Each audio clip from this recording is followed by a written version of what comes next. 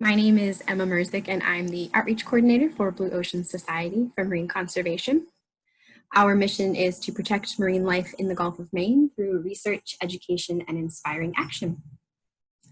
Welcome back to our weekly themes. If you've been following along for the past few weeks, you know that our weekly themes are different marine-related topics that we're unveiling each week of the summer.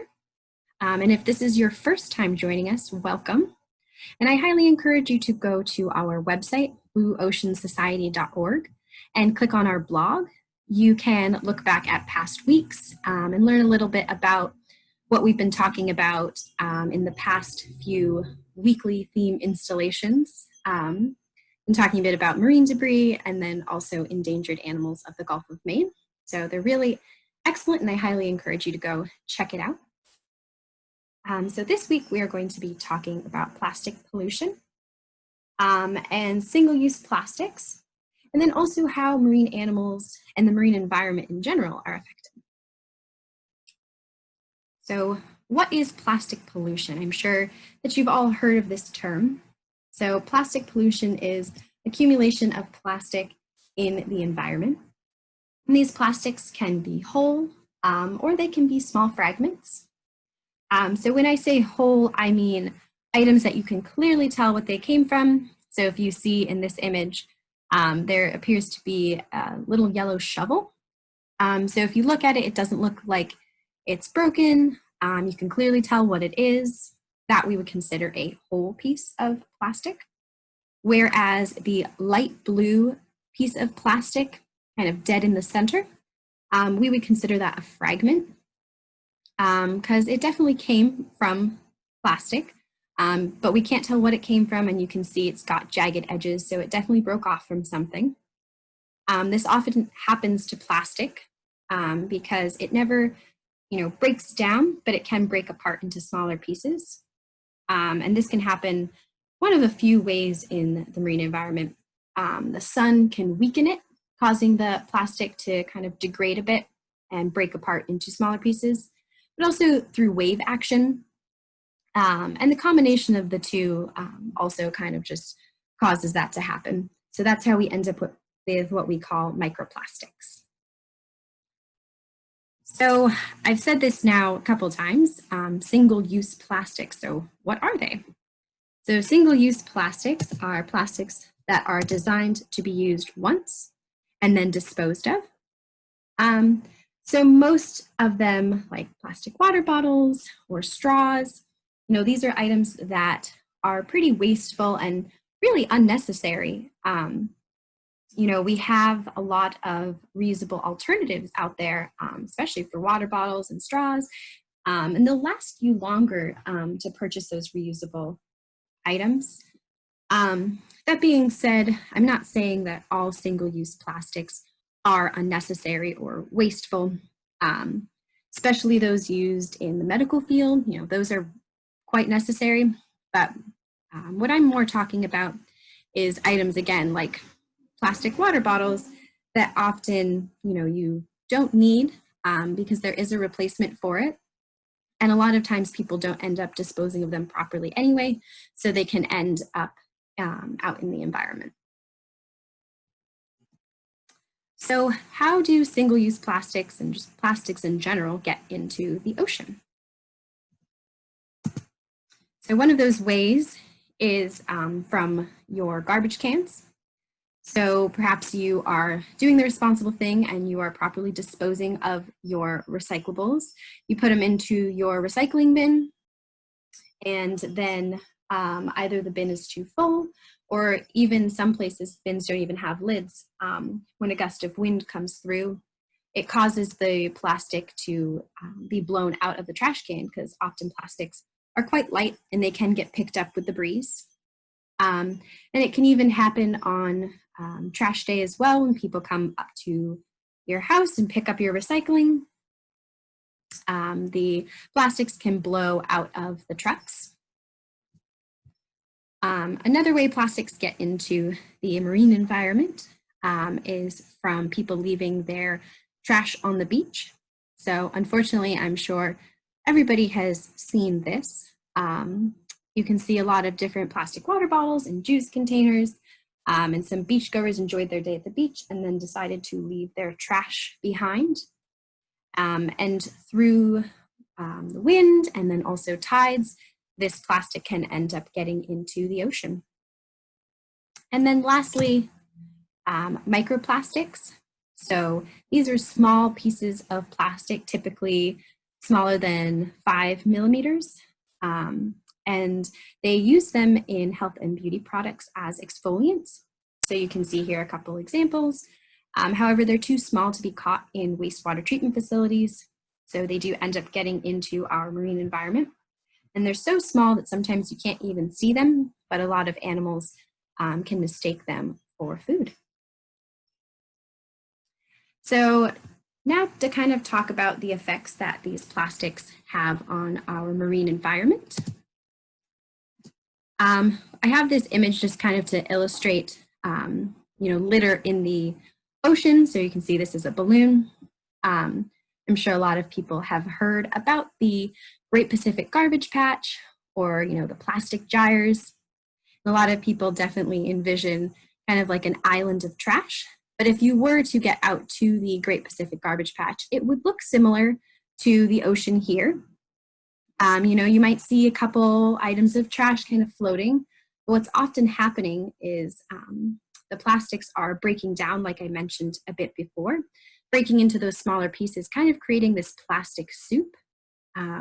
So that's why it's very hard to clean up plastics and remove them all from the environment, because you can't go through and just scoop them up with a strainer because they're often so small now, which is why the best course of action now, along with participating in beach cleanups and different events like that, is to just reduce your consumption of plastic, so purchasing less. That way, less plastic needs to be put into the marine environment and less of it is being purchased. So some of the effects on different animals, again, if you were here on Marine Debris Week, this is going to be a bit of a review for you. Here is a zooplankton, and if you see the bright green pieces in its digestive tract, those are in fact microplastics. A lot of animals will mistake microplastics for food, and they will ingest them. And if you imagine that the zooplankton is the base of the food chain, kind of everything eats it. If you are a larger fish and you're consuming hundreds of these in a day, then you're accidentally ingesting hundreds of pieces of plastic, and we call this biomagnification. Here is an example, and if you see where the red arrow is pointing, this is a basking shark found with some plastic around its nose. So this is known as entanglement. So different animals are getting entangled in plastic in the ocean. And unfortunately, I'm sure everybody is all too familiar with this video. This is kind of our poster turtle for the Skip the Straw movement. There were some researchers down in Costa Rica, and they were researching sea turtles. And they saw this guy and they noticed something was in his nose. And when they removed it, they found out that it was in fact a plastic straw. The turtle they were able to remove the straw and the turtle was okay. But that is just showing a prime example of an item like a straw that is not always necessary and that got into his environment. And then lastly, this is an image showing plastic bags that were found in a whale's stomach. Again, when animals ingest plastic, it can get caught in their digestive tract, and it can be really harmful for them or even lethal. And because it will get caught, and then they also, when they're eating, they don't get the necessary nutrients from the food after they ingest this plastic. So it can be pretty harmful. So I'm just going to show you a few examples of single-use plastics that I'm sure you kind of use in your everyday life, and then some simple replacements. So to start, plastic bags. A simple replacement would be reusable bags. I know at the time, or at the moment, we might not be able to bring our reusable bags with us to grocery stores.